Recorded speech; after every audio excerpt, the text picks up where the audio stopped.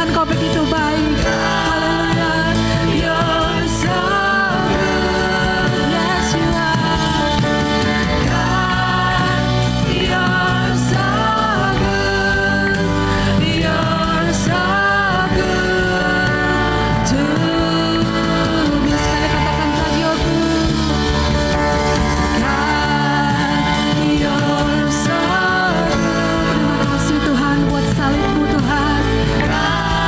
Terima kasih Tuhan buat darah yang tercurah buat kami semua Tuhan. God, you're so good. You're so good to me. I am blessed, I am called, I am healed, I am whole, I am saved in Jesus' name. Highly favored, anointed, filled with Your power for the glory, Jesus' name. I am blessed, I am called, I am healed, I am whole, I am saved in Jesus' name. Highly favored, anointed, filled with Your power for the glory, Jesus' name. Katakan, God is good. God, you're so good. God, you're so good. Amin Tuhan, kami bangga Yesusku. God, you're so good. You're so good to me. Sekali lagi dengan iman katakan, God, you're good. God, you're so good. Just close your eyes and angkat tangan saudara buat Tuhan. Katakan, God, you're so good. You're so good to me, Lord Jesus. Haleluya. Haleluya. God, you're so good. You're so good to me. God, you're so good. You're so good to me. Sekali lagi katakan, God, you're so good. You're so good to me. Sembah Tuhan. Kita nyatakan ucapan syukur kita buat Tuhan, saudara. Haleluya. You are good, Jesus. Haleluya. Mari saudara angkat suaramu buat Tuhan. Jangan ada yang diam pada sore hari. Please lift our voice buat Tuhan kita. Dia begitu sungguh amat baik buat saudara dan saya. Haleluya. Terima kasih Tuhan. Terima kasih buat setiap percikan darah-Mu Tuhan, buat setiap kami Tuhan Yesus. Ajar kami Tuhan untuk melihat kebesaran-Mu Tuhan. Kami boleh menghargai Engkau ya Bapa. Haleluya. Terima kasih Tuhan Yesus. Haleluya. Haleluya. Terima kasih Tuhan Yesus. Haleluya. Terima kasih Tuhan. Haleluya Tuhan Yesus. Terpujilah nama-Mu Tuhan. Kami bebas Tuhan. Kami diselamatkan oleh darah-Mu Tuhan Yesus. Kami diselamatkan oleh darah-Mu Tuhan.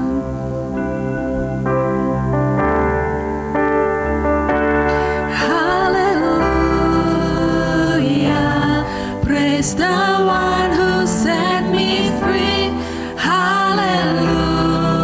Hallelujah, death has lost its grip on me. You have broken every chain. There's salvation in Your name, Jesus Christ, my living hope. Mari kita dengan iman katakan, Hallelujah.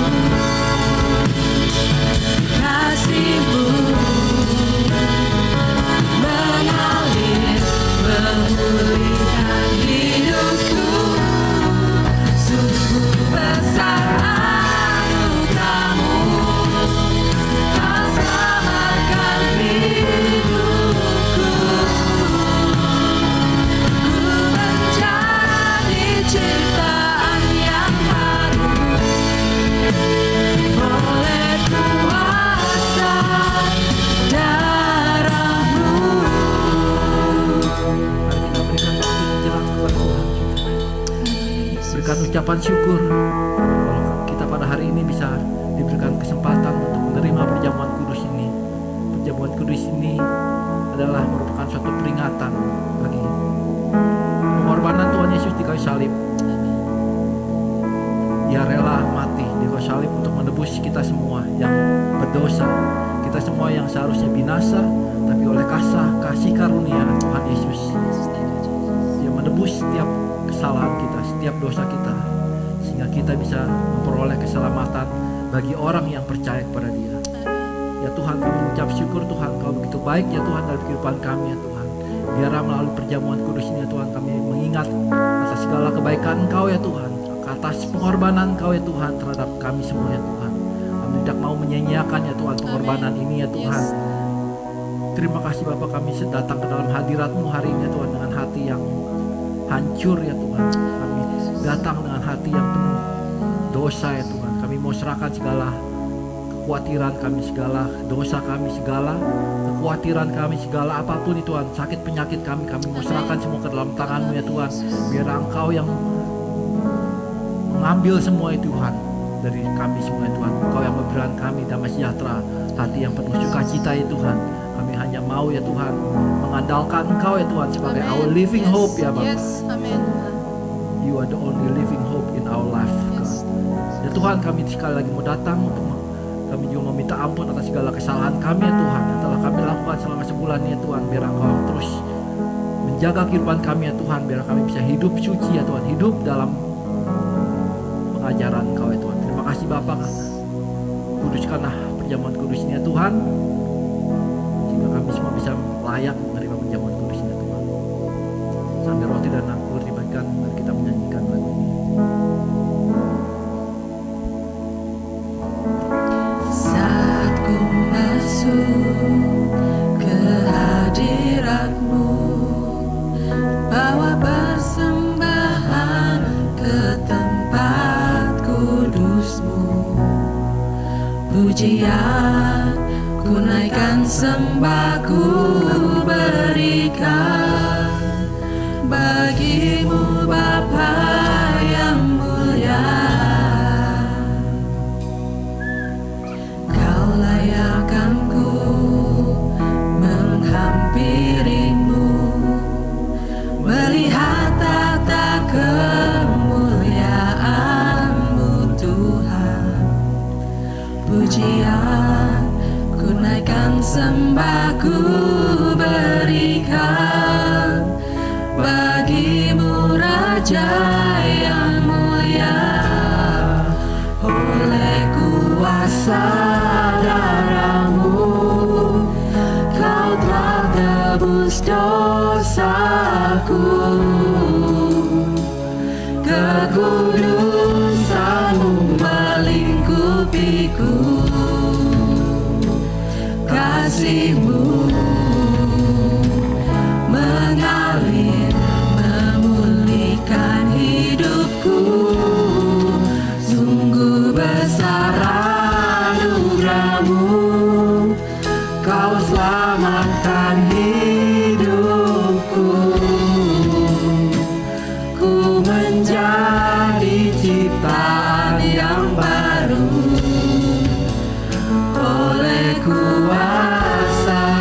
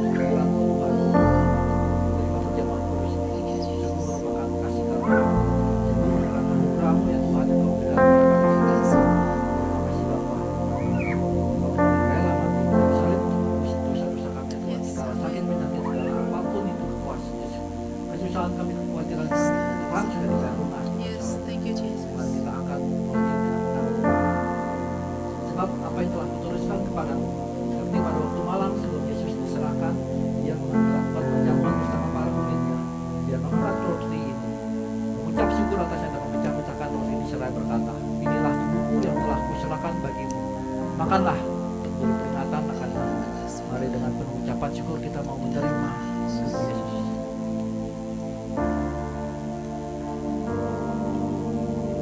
Mari kita angkat cawan ini. Demikian juga ia mengambil cawan. Sesudah makan lalu berkata, inilah cawan ini adalah perjanjian baru yang dimeteraikan oleh darah. Minumlah untuk menjadi peringatan akan nama. Mari dengan penuh dengan ucapan syukur kita mau menerima cawan ini.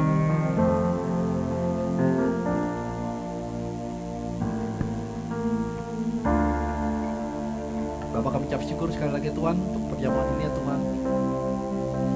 Biarlah tubuh dan darah-Mu ya Tuhan yang menyucikan kami semua ya Tuhan. Biarlah kami bisa hidup sesuai dengan rencana-Mu ya Tuhan, sesuai dengan tema pada bulan ini ya Tuhan, setahun ini ya Tuhan, Alive and Calling ya Tuhan. Ajar kami ya Tuhan terus berjalan di dalam Engkau ya Tuhan. Terima kasih Bapak, sebenarnya kami mau masuk dalam firman-Mu, Engkau yang beracara penuh ya Tuhan.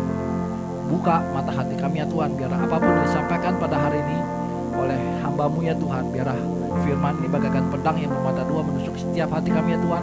Kami pulang dari tempat ini ya Tuhan, menerima sesuatu yang baru dari Engkau ya Tuhan. Terima kasih Bapak, kami ucap syukur. Di dalam Yesus kami berdoa. Amin. Silakan duduk teman-teman. Shalom semuanya. Shalom. Hari ini kita masuk dalam bulan yang baru, yaitu bulan Februari. Kita memiliki tema yang baru, yaitu Take a Stand. Katakan ke kanan kiri, Take a Stand. Take a stand adalah bagaimana kita disuruh untuk mengambil sikap. Take a stand. Di mana kamu berdiri?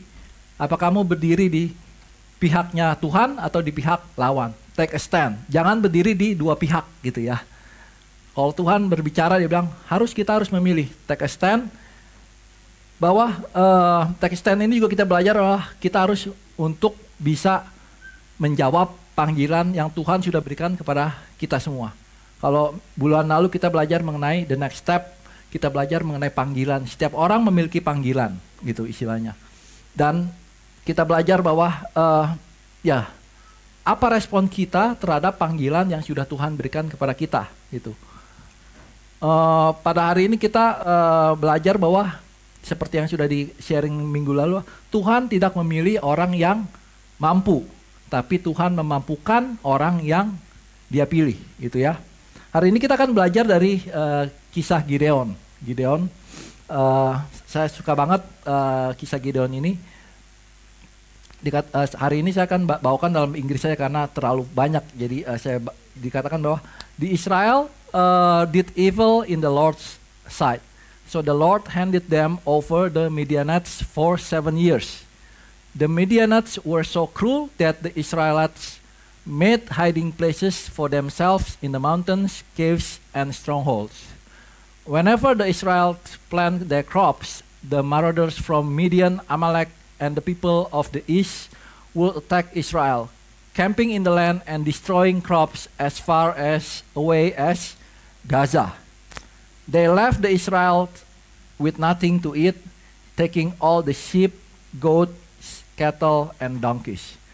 Jadi kita harus belajar dulu ketika kita membaca suatu firman, kita harus belajar yang namanya konteks. Saat ini konteksnya adalah bahwa orang-orang Israel, kalau kita belajar ini dari kitab Hakim-Hakim, saya sudah sharing waktu itu, kitab Hakim-Hakim isinya adalah dalam kita baca seluruh kitab Hakim, basically hanya muter-muter. Orang Israel melakukan apa yang jahat di mata Tuhan. Kemudian Tuhan mengirim suatu bangsa untuk operation, untuk menindas bangsa Israel, sehingga akhirnya bangsa Israel itu kemudian berseru-seru kepada Tuhan. Kemudian Tuhan mengirim yang namanya profet. Kemudian mereka kembali taat kepada Tuhan, dan setelah profet itu meninggal, kembali lagi mereka menyembah yang namanya berhala. Itu seluruh kitab raja-raja selalu isinya begitu. Nah, hari ini kita mengambil dari kitab kisah Gideon karena orang Israel sudah diserahkan kepada bangsa Midian selama 7 tahun di sini. Dan bangsa Midian ini adalah bangsa yang unik. Biasanya ketika bangsa-bangsa menjajah, mereka stay. Tapi bangsa Midian itu dia nggak stay. Dia datang mengambil semua harta, mengambil semua jarahan, termasuk crops, termasuk cattle, termasuk semuanya diambil sehingga semuanya habis gitu ya. Nah, kemudian kan this enemy hordes coming with their livestock and tents were as thick as locusts. They arrived on droves of camels too numerous to count. Basically they are banyak banget dan they stay until the land was stripped bare. So Israel was reduced to starvation. Katakan kanan kiri, reduced to starvation by the Midianites. Jadi kita harus tahu dulu, bangsa Israel pada saat itu lagi kelaparan. Oke? Kalau kita nggak mengerti mereka lagi kelaparan, mungkin kita baca ini seperti biasa gitu ya. Mereka adalah sedang kelaparan. Dan the Israel cried out to the Lord for help. Gitu ya. When they cried out to the Lord because of Midian, the Lord sent a prophet to the Israelites. He said, "This is what the Lord, the God of Israel says. I brought you out of slavery in Egypt. I rescue you from the Egyptians and from all who oppress you. I drove out your enemies and gave you their land. I told you I am the Lord your God. You must not worship the gods of the Amorites, in whose land you now live. But you have not listened to me." Gitu ya. Kemudian dikatakan, "Then the angel of the Lord came and sat beneath the great tree at Ophrah, which belonged to Joash of the clan of Abiezer. Gideon, son of Joash, was threshing wheat at the bottom of a winepress to hide the grain from the Midianites. The angel of the Lord appeared to him and said, 'Mighty hero, the Lord is with you.'" Ada beberapa hal penting yang saya mau sampaikan di sini. Pertama adalah when we read about the angel of the Lord dalam perjanjian lama, itu adalah Tuhan itu sendiri. Theophany namanya, adalah Tuhan Yesus datang dalam perjanjian lama sebagai the angel of the Lord. Kalian bisa lihat nanti dikatakan the Lord. Jadi the Lord sendiri yang berbicara gitu ya. Ini salah satu hal yang kita harus understand when we read the angel of the Lord, itu adalah Tuhan yang datang pada waktu perjanjian lama. Kedua adalah Gideon was threshing wheat at the bottom of the winepress. Ini adalah sesuatu yang nggak jamak pada zaman itu. Ketika mereka sedang threshing wheat, yang namanya gandum itu lagi bahasa Indonesia ditumbuk, mereka normally menggunakan sapi bull ya. Harus di tempat yang luas. Jadi harus benar-benar bull yang mengerjakan karena panennya banyak. Nah, ini membuktikan apa? Membuktikan satu, mereka benar-benar sedang kelaparan. Mereka nggak punya yang namanya panen yang banyak. Dan mereka nggak melakukan itu di tempat yang terbuka. Artinya adalah si Gideon ini sedang dalam ketakutan.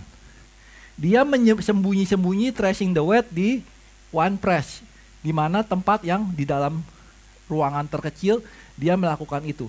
Berarti dia sedang dalam posisi adalah in fear. Oke?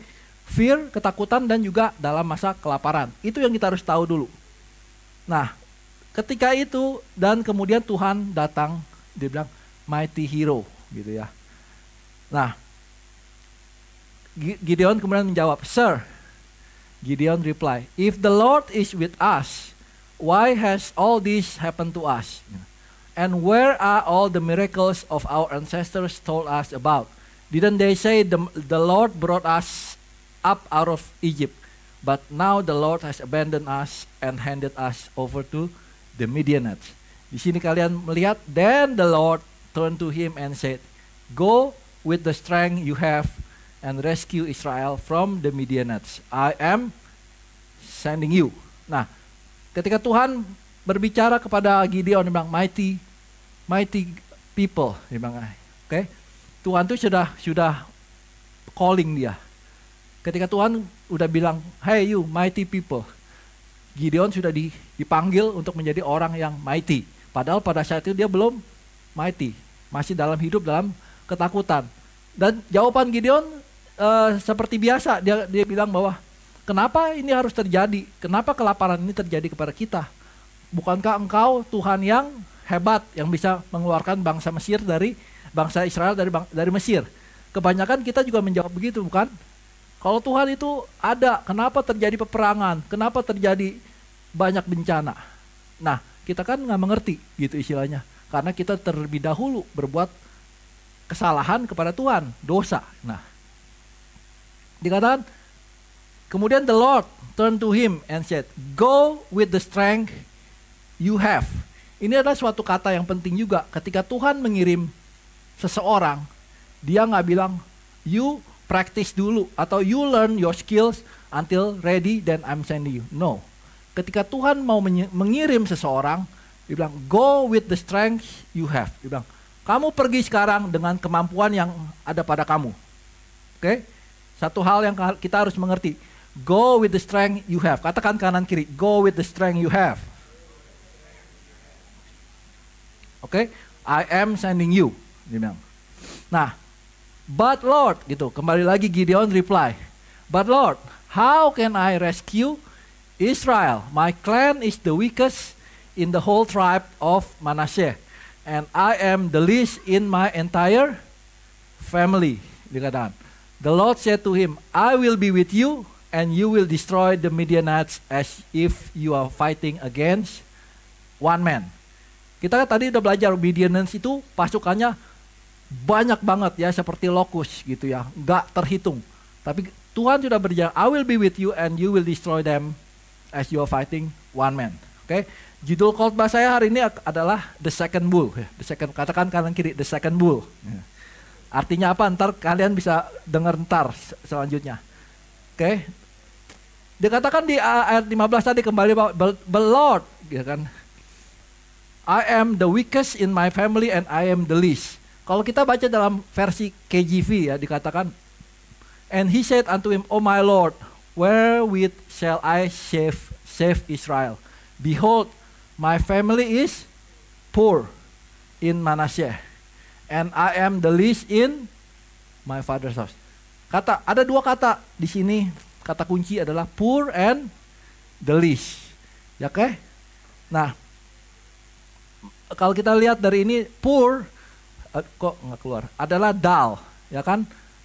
Ya, artinya adalah poor, low atau weak, itu dal. Yang kedua adalah sair, yang artinya adalah youngest, yang paling kecil gitu ya. Nah, bayangkan itu yang terjadi adalah dengan kita juga.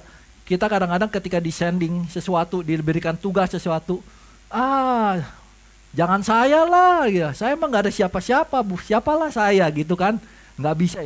Yang tua aja atau yang itu aja lebih hebat. Nah, ini adalah situasinya mirip-mirip sama kita. Poor and little. Oke?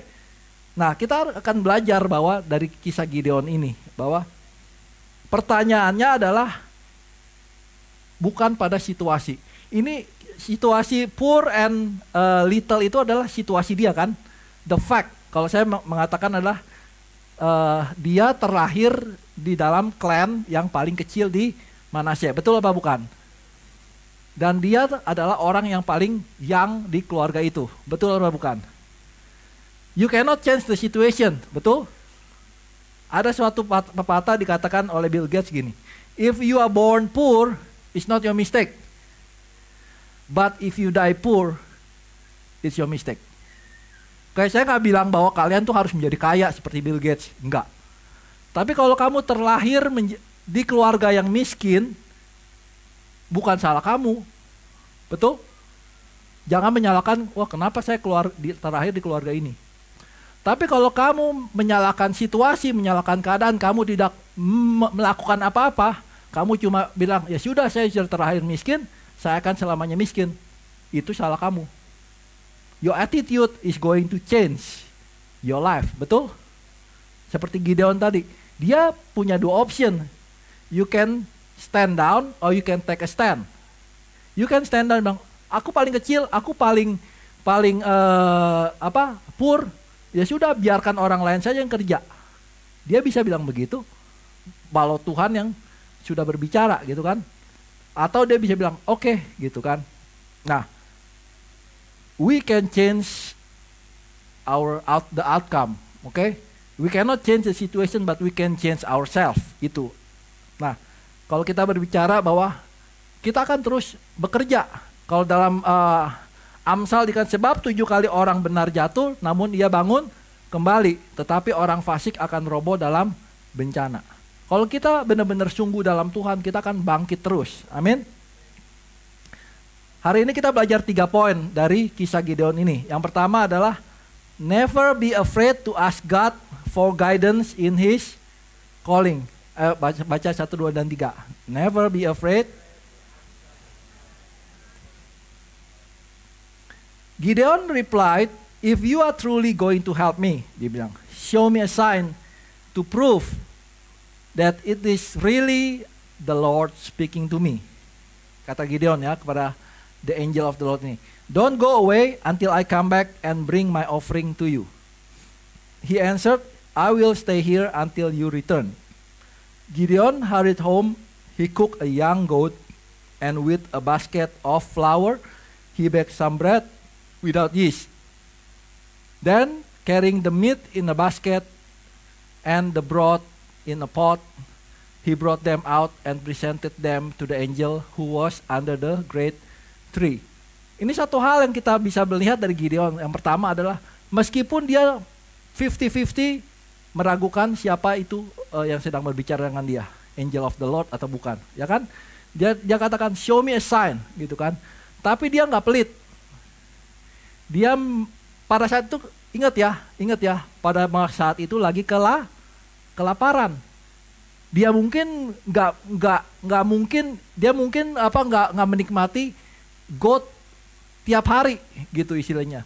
Dia mungkin menikmati goat itu setahun sekali, tapi dia memasak goat itu untuk dipersembahkan kepada Tuhan, the angel of the Lord. Meskipun dia masih 50-50. Paham ya? Then the angel of the gods said to him, place the meat and the unleavened bread on this rock and pour the broth over it. And Gideon did as he was told. And the angel of the Lord touched the meat and bread with the tip of the staff in his hand, and the fire flamed up from the rock and consumed all he had brought. And the angel of the Lord disappeared. Okay? When Gideon realized that it was the angel of the Lord, he cried out, "O sovereign Lord, I'm doomed. I've seen the angel of the Lord face to face." "It's all right," the Lord replied. "Do not be afraid, you will not die." And Gideon built an altar to the Lord there and named it Yahweh Shalom, yang artinya the Lord is peace. The altar remains in Ophrah in the land of the clan of Abiezer to this day. It's okay ketika Gideon itu meminta sign kepada the Lord. Okay? Kalau kalian membaca berikutnya, Gideon juga meminta beberapa sign. Dikatakan, Gideon said to God, "If you are truly going to use me to rescue Israel as you promised, prove it to me in this way.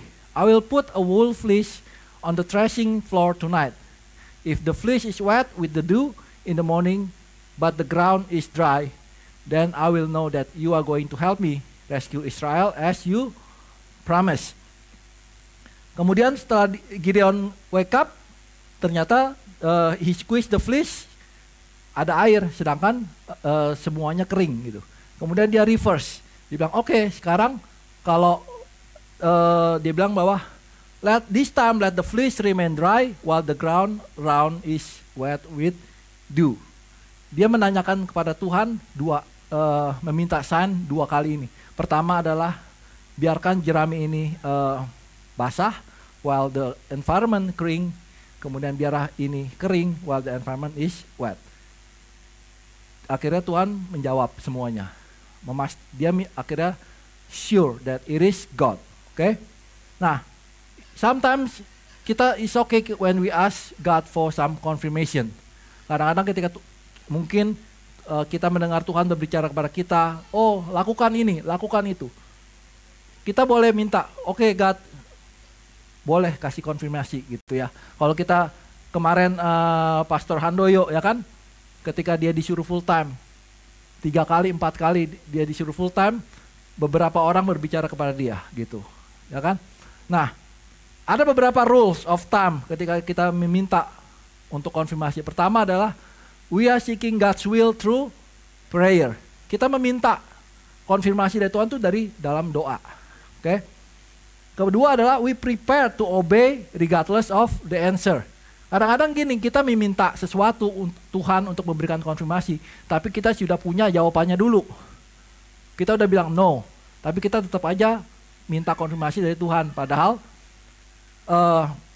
kita sudah punya yang namanya bias sendiri. Itu yang nggak benar. We ask confirmation and we have to obey regardless of the answer. We are not double-minded.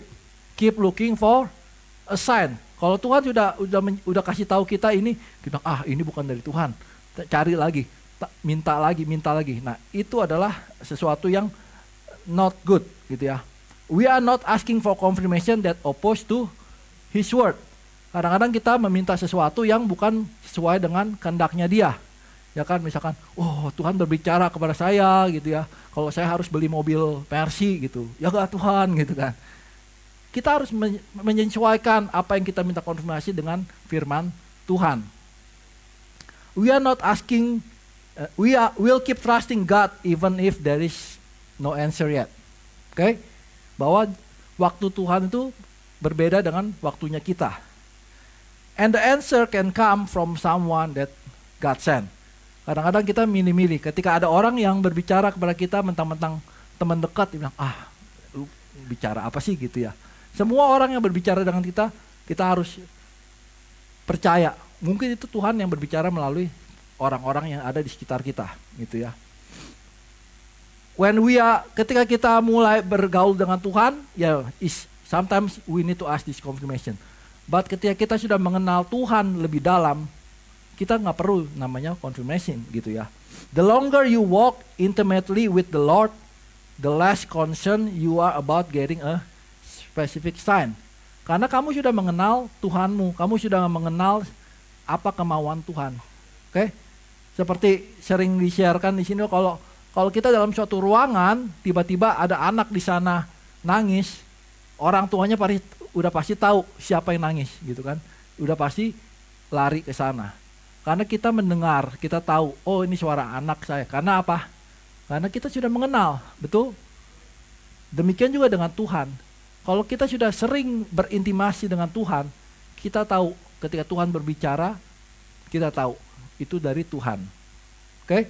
Itu poin yang pertama, yaitu kadang-kadang kita boleh bertanya kepada Tuhan, tapi jangan pernah lari gitu ya, gitu. Take a stand.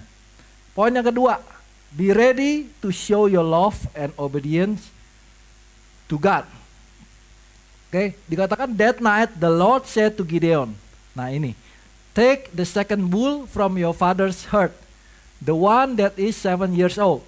Pull down your father's altar to Baal and cut down the Asherah pole standing beside it. Then build an altar to the Lord your God here on this hilltop sanctuary, laying the stones carefully.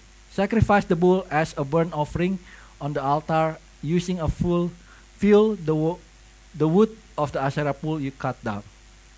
Tuhan, tadi kan di Gideon tadi bertanya kepada Tuhan kan, show me a sign gitu kan. Nah sekarang Tuhan juga berbalik, oke, you tadi nanya gua show me a sign, sekarang I ask you back, a test, take down the second bull. Second bull ini Tuhan meminta ini secara spesifik teman-teman. Tuhan kami bilang oke, sacrifice any bull. No, Tuhan memilih take down the second bull, the one that is 7 years old. Oke. Nah, untuk mengetahui ini, saya ingat waktu kita harus belajar sedikit tentang farming, gitu ya.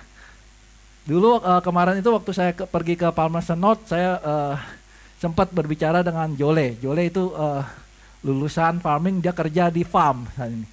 Nah, ketika berbicara dengan dia, saya baru tahu bahwa bull itu adalah sapi jantan, oke? Berbeda dengan cow, oke? Nah, dalam farming itu cuma bisa ada 1 atau 2 bull, oke? Nggak banyak bull, karena bull itu tugasnya adalah untuk mating, Oke, untuk mating. Jadi kalau dalam peternakan ada banyak sapi betina, cuma ada satu jantan biasanya. Kalau ada 2 jantan di herd itu nggak akan terjadi mating, karena bull itu akan berantem dengan bull yang lain, the alpha male gitu istilahnya ya kan. Lu jangan ganggu istri-istri gue lu gitu. So dia cuma boleh ada satu di lapangan, yang satu tuh sebenarnya sebagai spare. The second bull itu membicara tentang spare bull, karena sewaktu-waktu my primary bull die, saya nggak punya bull lagi dong. Okay, get it? So the alpha bull, the primary bull is the one that doing the job, ya kan? Satu bull itu bisa mating setidaknya 50 cow, oke? Itu memang dia udah. Nah, kemudian bertanya kenapa nggak keep banyak bull di ini? Karena ini sapi-sapi yang dijual yang kalian makan itu adalah from kalau kita ketika sapi baru melahirkan, yang melahirkan jantan itu langsung dikebiri. Supaya apa? Supaya dia punya testosteronnya nggak produksi. Nah, kenapa kita nggak makan sapi bull? Karena dia punya testosteron jadi alot. Oke? Nggak mungkin dia itu kita kalau makan beli steak itu dari bull, nggak mungkin, karena itu alot, banyak otot. Biasanya kebanyakan dari sapi yang udah dikebiri, itu paham ya? Jadi dalam peternakan itu is normal untuk punya 1 atau 2 bull, nggak banyak-banyak. Oke, dan bull itu harganya mahal. Kalau kadang-kadang mereka kehabisan harus nggak ada bull, mereka harus membeli, itu harganya lebih berkali-kali lipat dibanding harga sebuah cow. Nah, di sini kita berbicara the second bull itu berbicara mengenai apa? Backup. Ketika Gideon, ingat ya, ini adalah dalam masa kelaparan. Ketika pada masa itu dikatakan semua ternak diambil oleh bangsa Midian. Kalaupun dia punya ternak, itu nggak akan banyak, teman-teman. Dia mungkin cuma paling punya beberapa. Dan mungkin dia alpha bull, mungkin udah bull yang sudah tua. Benar? Kemungkinan besar dia akan berharap kepada the second bull. Benar? Bayangkan kalau alpha bullnya mati, dia nggak punya second bull, what's going to happen? Dia nggak punya peternakan. Basically the cow nggak bisa dimultiplikasi lagi. So dia mengandalkan yang namanya the second bull. Dan ketika Tuhan meminta sacrifice your second bull, it's like asking sacrifice all your hope in that bull. Paham ya? Paham nggak? When God specifically say take the second bull and sacrifice it, itu Tuhan berbicara apa yang kamu sedang pegang erat-erat di dalam hatimu. Dia berbicara tentang hatimu. Apa yang sedang ada dalam hatimu yang menyebabkan engkau masih mendua hati. Halo? Kadang-kadang kita bisa bilang kita ikut Tuhan, ya, tapi kita masih memegang sesuatu. Oke? Baal yang ada di dalam setiap diri kita. What is your second bull is only you know, gitu. Only you know and God know. Ya kan, kita berbicara Baal pada saat ini, oke, sex, money, power, pride gitu ya. But there's a lot of things juga yang membuat kamu mendekat kepada Tuhan. What is that second bull that preventing you? Oke. Ya kadang-kadang saya mungkin kita harus bertanya, apa yang membuat kita masih menjauh dari Tuhan gitu ya. Kalau saya relate hari ini ketika saya merenungkan adalah mungkin salah satunya adalah kita berbicara mengenai pemberian, tithing gitu ya. Saya jarang berbicara mengenai tithing. Tapi ketika kita merasa kita hold back when we are supposed to tithe, tapi kita hold back gitu ya. It's talking about the second bull. It's talking about obedience. Oke? Ketika kita berkata, Tuhan aku juga mau ikut kamu. Oke, dia bilang, sacrifice your second bull. Gitu. Nah, ini adalah tes yang Tuhan berikan kepada Gideon. Demikian Tuhan memberikan tes, kita baca, oke, kepada Abraham. Betul? Ketika dia berjanji, anak kamu akan seperti pasir di pantai, bintang di langit. Then sacrifice Isaac. Sebenarnya Tuhan nggak menginginkan yang namanya bull. No, Tuhan nggak menginginkan yang namanya persembahan kita. It is worth nothing buat dia. Dia penciptanya. Tapi dia mau melihat hati kita. Hati kamu tuh masih menyayangkan nggak yang ada yang merupakan pemberian dari Tuhan gitu. Kalau kita masih sayang banget nih gitu ya istilahnya. Tuhan tuh ingin hati kita kepada dia 100%. Inilah yang kita pelajari dari cerita Dish. Mungkin kita nggak pernah, saya juga tiba-tiba wow, I see this second bull is really about the heart. Oke, kemudian setelah Gideon mengambil second bull, dia kemudian melakukan. So Gideon took the stand of his servants and did as the Lord had commanded. But he did it at night because he was afraid. Katakan karena he was afraid of the other members of his father's household and the people of the town. Dia masih dalam keadaan ketakutan. Oke? Bukan berarti ketika Tuhan menyuruh, Tuhan memberikan dia kemudian all the super power, kamu melakukan nih. Dia nggak merasa takut, dia langsung melakukan. No, dia masih takut. But he did it anyway. Oke? Ini yang kita harus mengerti bahwa dia melakukannya juga meskipun dia takut. He obey God. Oke. This is God doesn't choose the worthy, he choose the willing. Tuhan is simply ngomong kepada kamu melakukan ini ya. Tentu kita semua nggak ada orang yang born ready istilahnya. Kita akan bilang oke, kita akan lakukan meskipun kita nggak mampu. Are you willing to do it? Itu aja, ya kan? Are you willing to do it or not? Kalau you willing to do it, God will equip you. Oke? Itu yang poin kedua. Poin yang ketiga adalah trust in God and He will fight for your battles. Katakan ke kanan kiri yuk. Trust in God and He will fight for your battles. The Lord told Gideon, dia bilang, with these 300 men, I will rescue you and give you victory over the Midianites. Send all the others home. So Gideon collect the provisions and ram's horns of the other warriors and send them home. But he kept the 300 men with him. The Midianite camp was in the valley just below Gideon. That night the Lord said, get up, go down into the Midianite camp, for I have given you victory over them.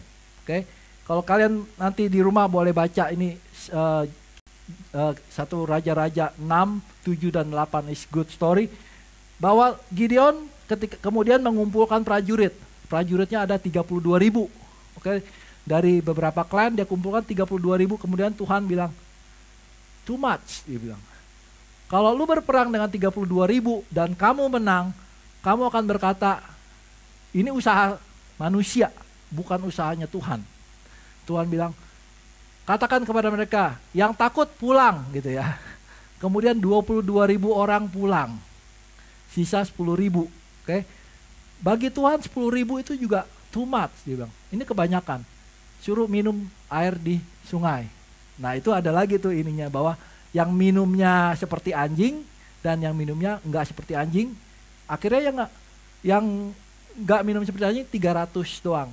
Itulah yang dipakai Tuhan. Oke? Nah, kalau kita melihat ini 300 melawan pasukan yang seperti lokus, itu nggak masuk di akal. Oke? Di sini dikatakan adalah perang tanpa sword. Oke, the war without sword.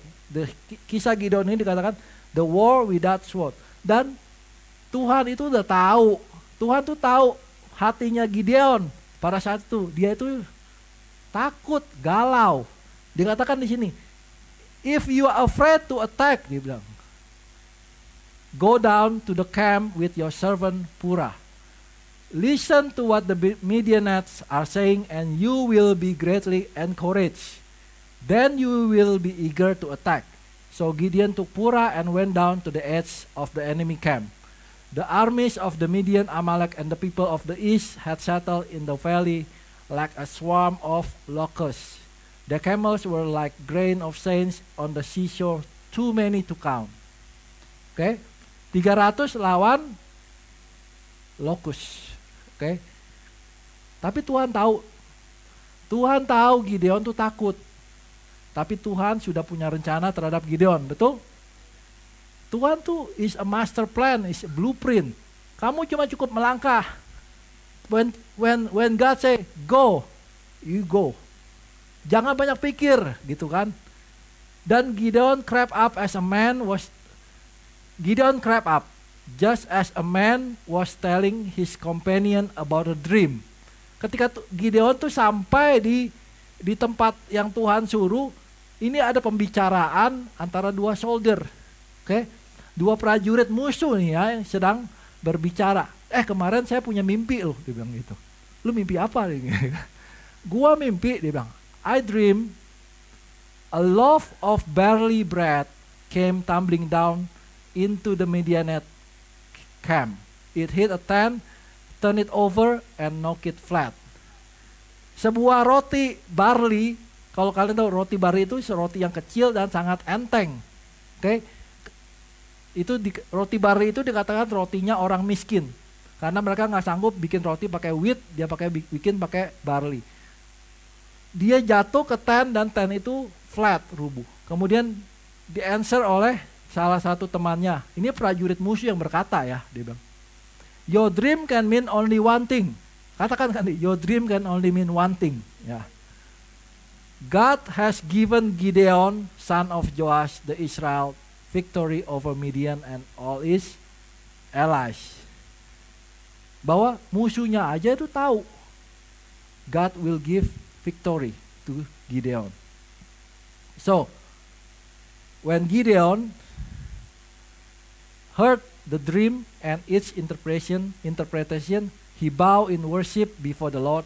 Then he returned to the Israel camp and shout, get up, for the Lord has given you victory over the Midianites horde. Pada saat dia kembali, hati dia sudah semangat lagi, sudah nggak takut, oke? Dan dia kemudian kalau kalian baca, pergi berperang dengan menggunakan trompet dan juga clay jar. Dua, dia nggak membawa sword, cuma trompet dan clay jar. Dan Tuhan yang mengacaukan semuanya dan memberikan victory. Oke, that's the short story.